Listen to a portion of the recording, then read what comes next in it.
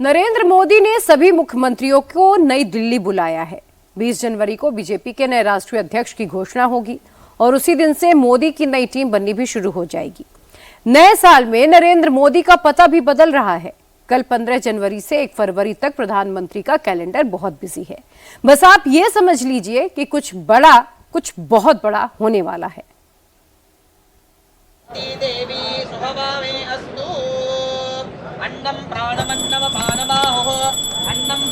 जनवरी में ही नरेंद्र मोदी सब कुछ बदल डालेंगे।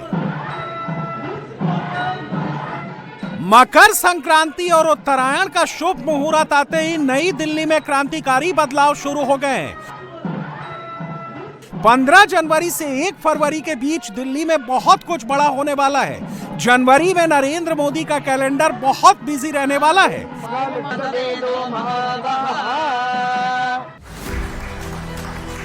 खरमास खत्म होते ही और सूर्य के उत्तरायण होते ही नरेंद्र मोदी ने रुकी हुई फाइलें क्लियर करनी शुरू कर दी हैं। इसी जनवरी बीजेपी को नया राष्ट्रीय अध्यक्ष मिलेगा। इसी जनवरी उत्तर प्रदेश में योगी मंत्रिमंडल का विस्तार होगा। इसी जनवरी बिहार में मंत्रिमंडल विस्तार पर बात आगे बढ़ेगी। इसी जनवरी नरेंद्र मोदी बंगाल की फाइल क्लियर करेंगे। इसी जनवरी नरेंद्र मोदी ब्रिक्स देशों के अध्यक्ष बनेंगे। इसी जनवरी मोदी सरकार देश की माली हालत का लेखा जोखा बताएगी और इसी जनवरी देश का बजट फाइनल होगा, जिसे 1 फरवरी को संसद में पेश किया जाएगा। 2026 का साल नरेंद्र मोदी के लिए कैसा होगा, ये जनवरी तय करेगी। 2026 का टारगेट सेट है। टारगेट अचीव करने का रूट नरेंद्र मोदी को तैयार करना है। कुछ चीजें तय हो चुकी हैं, कुछ चीजें अभी होनी है। यह सब 15 जनवरी से 1 फरवरी के बीच ही होगा। 1 फरवरी से पहले पाकिस्तान पर बड़ा फैसला हो सकता है। 1 फरवरी से पहले बांग्लादेश पर मोदी की नई पॉलिसी तय हो सकती है। 1 फरवरी से पहले ईरान से भारतीयों को निकालने का ऑपरेशन शुरू हो सकता है। 1 फरवरी से पहले अमेरिका से ट्रेड डील पर बात आगे बढ़ सकती है। 1 फरवरी से पहले सेंसस और वन नेशन वन इलेक्शन पर भी बात आगे बढ़ सकती है। नरेंद्र मोदी नई दिल्ली में क्रांतिकारी बदलाव का पैडल दबाने वाले हैं। इसकी शुरुआत प्रधानमंत्री के अपने ऑफिस से ही हो रही है। मकर संक्रांति आते ही प्रधानमंत्री के नए ऑफिस में नरेंद्र मोदी के गृह प्रवेश की तैयारियां शुरू हो गई हैं। आजादी के बाद पहली बार पीएमओ का एड्रेस बदल रहा है। नई दिल्ली के लुटियन जोन का साउथ ब्लॉक पिछले 78 साल से प्रधानमंत्री का यही पता था। पीएमओ का नया एड्रेस होगा सेंट्रल विस्टा का सेवा तीर्थ। पीएमओ अब साउथ ब्लॉक से नहीं बल्कि सेंट्रल विस्टा के सेवा तीर्थ से चलेगा। भारतीय राजनीति के पावर कॉरिडोर्स की अगर बात की जाए तो इन कॉरिडोर्स का सबसे महत्वपूर्ण ब्लॉक है साउथ ब्लॉक। वो भी इसलिए क्योंकि इसी साउथ ब्लॉक में है प्रधानमंत्री का कार्यालय और 1947 से अब तक देश की दिशा और दशा को तय करने वाले तमाम बड़े फैसले साउथ ब्लॉक के इसी प्रधानमंत्री कार्यालय से लिए गए। फिर चाहे फैसला युद्ध का हो, शांति का हो या फिर देश को परमाणु शक्ति बनाने का।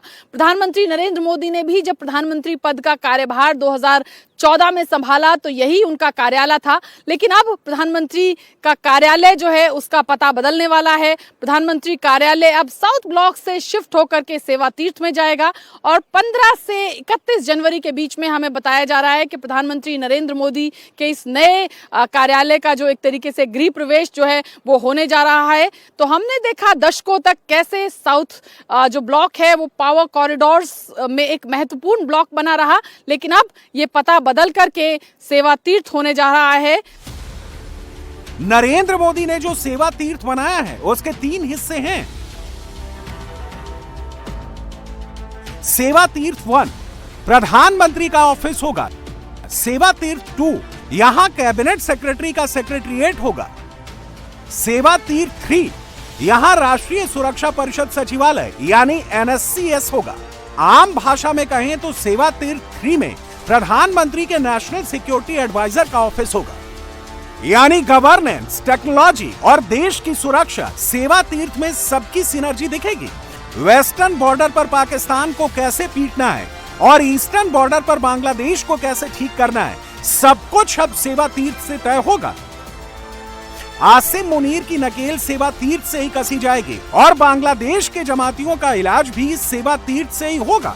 नरेंद्र मोदी ऐसे प्रधानमंत्री हैं जिन्होंने 7 रेसकोर्स रोड पर बने पीएम आवास को 7 लोक कल्याण मार्ग बना दिया, नई दिल्ली के राजपथ को कर्तव्य पथ बना दिया, केंद्रीय सचिवालय को कर्तव्य भवन बना दिया, राज्यों के राजभवन को लोक भवन में तब्दील कर दिया और अब मोदी ने प्रधानमंत्री कार्यालय को सेवा तीर्थ बना दिया है। पुरानी संसद की जगह नई संसद और पुराने केंद्रीय सचिवालय की जगह कर्तव्य भवन, मोदी की बनाई आधुनिक इमारतों में अब देश के सारे मंत्रालय काम करने लगे हैं। सेवा तीर्थ का डिजाइन इस तरह से तैयार किया गया है कि यहाँ पर सरकार के 3 महत्वपूर्ण विभाग एक साथ काम करेंगे। सेवा तीर्थ पार्ट 1 में प्रधानमंत्री कार्यालय है, जिसको बेहद अत्याधुनिक तकनीक के साथ बनाया गया है।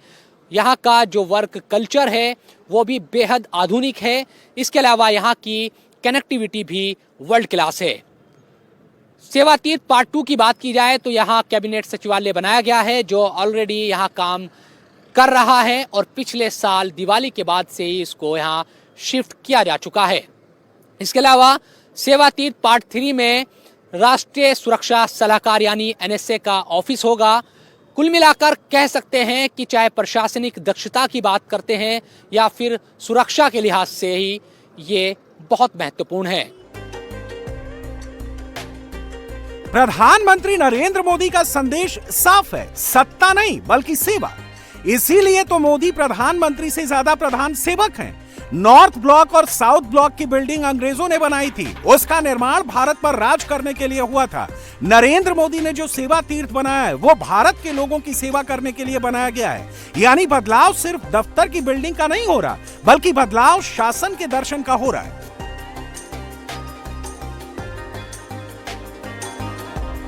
आज हम गुजरे हुए कल को छोड़कर आने वाले कल की तस्वीर में नए रंग भर रहे हैं। आज जो हर तरफ ये नई आभा दिख रही है वो नए भारत के आत्मविश्वास की आभा है।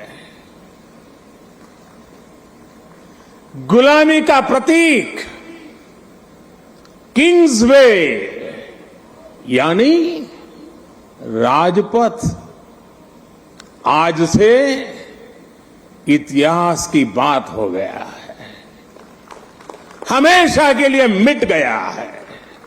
कर्तव्य पथ के रूप में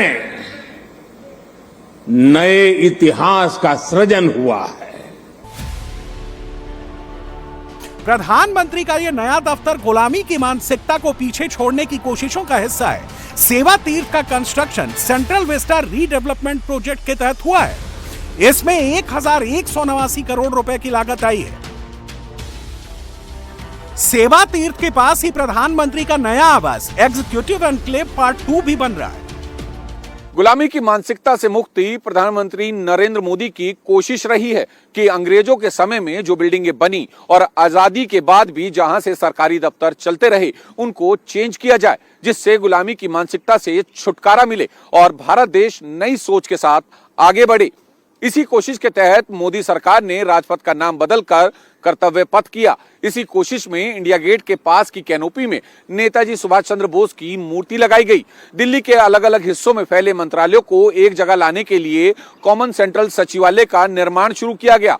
कर्तव्य भवन में कई मंत्रालयों की शिफ्टिंग हुई और अब सेवा तीर्थ में प्रधानमंत्री कार्यालय शिफ्ट होने वाला है। राजपथ की जगह कर्तव्य पथ, सेंट्रल सेक्रेटरीट की जगह कर्तव्य भवन और साउथ ब्लॉक की जगह सेवा तीर्थ। मोदी ने सोचा, मोदी ने प्लान किया, मोदी ने कंस्ट्रक्शन कराया और मोदी ने उसे देश को समर्पित किया।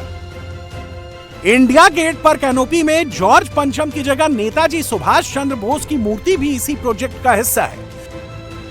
मोदी ने असंभव को संभव करके दिखा दिया है। मोदी ने इतने बड़े बड़े काम किए कैसे? क्या देश और समाज की दिशा बदलने वाले काम एक झटके में हो गए या किसी सोच, किसी विजन के साथ हुए? नरेंद्र मोदी का विजन क्या है, यह समझने के लिए केंद्रीय मंत्री हरदीप सिंह पुरी को सुनिए। हरदीप सिंह पुरी लंबे समय से मोदी मंत्रिमंडल में हैं। नई दिल्ली में सेंट्रल विस्टा, नई संसद, कर्तव्य पथ और कर्तव्य भवन के निर्माण का जिम्मा नरेंद्र मोदी ने हरदीप सिंह पुरी के कंधों पर ही सौंपा था। North block, south block, Rashtrapati Bhavan और ओल्ड पार्लियामेंट हाउस। ये कब कंसेप्चुअलाइज हुआ था? 1916 में। इस पे काम कब शुरू हुआ? 1922 में। कब खत्म हुआ? 1926, 27, 28, 30 तक। तो उस समय जिन्होंने ये निर्णय लिया, किस लिए लिया? It was never intended to be the seat of an independent country. ये इसलिए किया कि वो इंपीरियल पावर जो थी, कॉलोनियल हुकूमत, उनकी लेजिस्लेटिव असेंबली के लिए थी। तो ये एक आजाद देश की राजधानी में आजाद देश का गवर्नेंस स्ट्रक्चर कभी इंटेंडेड ही नहीं था। ठीक है, 1947 में करते करते 2014 में ये बात, क्या पहले किसी को स्ट्राइक किया? बिल्कुल किया। मीरा कुमार जी जब लोकसभा की स्पीकर थी, उनका जो स्पीकर की साहिबा की जो सचिव थे, उन्होंने हाउसिंग अर्बन अफेयर्स मंत्रालय के सचिव को एक चिट्ठी लिखी कि भाई ये कुछ करना चाहिए, पर किसी ने किया नहीं कुछ। मोदी जी आए 2014 में, उन्होंने कंसेप्चुअलाइज किया। और देखिए, मैं दिल्ली के इंफ्रास्ट्रक्चर के बारे में आपको 2-3 मोटी बातें बता दूं। सेंट्रल विस्टा, कर्तव्य पथ नया बना, नई पार्लियामेंट बनी है, Bharat Mandapam, Yashobhoomi, entirely Narendra Modi ji as prime minister conceptualise and deliver entirely. मैं बता रहा हूं, कोई इसमें दो शक ही नहीं है। नरेंद्र मोदी 11.5 साल से देश के प्रधानमंत्री हैं। लुटियंस की दिल्ली को नरेंद्र मोदी की नई दिल्ली बनाने का काम कोई एक दिन में नहीं हो गया। अंग्रेजों की जूठन की जगह हिंदुस्तान की विरासत को सम्मान देने में वक्त लगा। इस बीच लोकसभा के 3 चुनाव हो गए। नरेंद्र मोदी अगर एक भी चुनाव हार जाते तो सब डिरेल हो जाता। अगर काम पूरा नहीं होता तो मोदी के माथे पर दिल्ली की सूरत बिगाड़ने की तोहमत मढ़ दी जाती। इसलिए मोदी के लिए यह बहुत जरूरी था कि वो चुनाव भी जीतते रहें और काम भी करते रहें।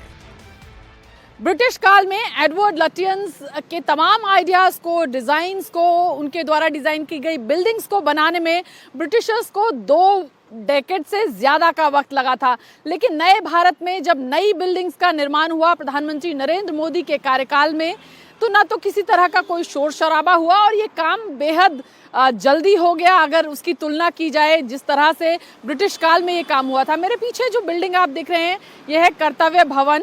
ये एक सेंट्रल सेक्रेटरीट है जिसमें तमाम जो बड़ी मिनिस्ट्रीज हैं उनके दफ्तर हैं। पहले ये तमाम दफ्तर जो है नॉर्थ ब्लॉक और साउथ ब्लॉक में हुआ करता था। प्राइम मिनिस्टर ऑफिस के बाद सबसे पावरफुल जो ऑफिस है वो माना जाता है गृह मंत्रालय का, यानी होम मिनिस्ट्री का दफ्तर इसी कर्तव्य भवन में है। और जुलाई 2025 में होम मिनिस्ट्री का दफ्तर नॉर्थ ब्लॉक से इस कर्तव्य भवन में शिफ्ट होना शुरू हो गया था और धीरे धीरे तमाम जो बाकी दफ्तर हैं उनकी भी शिफ्टिंग इन कर्तव्य भवन या सेंट्रल सेक्रेटरीट में होनी शुरू हो गई। और अब जब एक बार पूरी तरह से प्राइम मिनिस्टर ऑफिस भी सेवा तीर्थ में जब वहां से भी शिफ्टिंग जो है वो हो जाएगी, तो नॉर्थ ब्लॉक और साउथ ब्लॉक को जो है म्यूजियम में तब्दील कर दिया जाएगा। जनवरी में मोदी के लिए पीएमओ को सेवा तीर्थ में शिफ्ट कराना ही एकमात्र काम नहीं है। इसी महीने 19 तारीख को बीजेपी अध्यक्ष पद के लिए पर्चा भरा जाएगा। बीजेपी के सबसे युवा कार्यकारी अध्यक्ष नितिन नबीन पार्टी के पूर्णकालिक अध्यक्ष बनने के लिए पर्चा भरेंगे, तो उनके प्रस्तावक नरेंद्र मोदी होंगे। नरेंद्र मोदी के साथ गृह मंत्री अमित शाह और रक्षा मंत्री राजनाथ सिंह भी नितिन नबीन के प्रस्तावक होंगे। नितिन नबीन के खिलाफ कोई दूसरा पर्चा नहीं भरा जाएगा। इस तरह 20 जनवरी को नितिन नबीन बीजेपी के राष्ट्रीय अध्यक्ष बन जाएंगे। यूपी के मुख्यमंत्री योगी आदित्यनाथ जनवरी के पहले हफ्ते में नरेंद्र मोदी से मुलाकात करके आए। 7 लोक कल्याण मार्ग के लॉन में हुई मुलाकात के बारे में माना जा रहा है कि मोदी ने योगी मंत्रिमंडल में होने वाले बदलाव को मंजूरी दे दी है। अब आगे जो करना है वो योगी आदित्यनाथ को करना है। यूपी के साथ साथ बिहार में भी नीतीश कुमार मंत्रिमंडल का विस्तार ड्यू है। नीतीश कुमार भी दिसंबर में ही मोदी से मिलकर गए हैं। नीतीश मंत्रिमंडल में 10 मंत्रियों के पद खाली हैं, जिसमें से 6 मंत्री पद जेडीयू कोटे के हैं और 4 मंत्री पद बीजेपी कोटे के हैं। दावेदार बहुत हैं। मोदी को बिहार का जातीय संतुलन देखकर नई टीम बनानी है। जनवरी में मोदी के सामने सबसे बड़ा चैलेंज विदेश नीति के मोर्चे पर आने वाला है। फरवरी में बांग्लादेश में चुनाव होने वाला है और जनवरी में वहां रहने वाले हिंदुओं के खिलाफ हिंसा बढ़ गई है। उधर ईरान और अमेरिका के बीच टेंशन हर घंटे 2 गुना हो रहा है। ईरान में रहने वाले भारतीयों को अलर्ट कर दिया गया है, जल्दी से जल्दी ईरान छोड़ दो। अगर ईरान में अमेरिका का मिलिट्री एक्शन शुरू हो गया तो भारत सरकार को तेहरान से भारतीयों को निकालने का ऑपरेशन शुरू करना पड़ेगा। यह भी इसी जनवरी में होगा।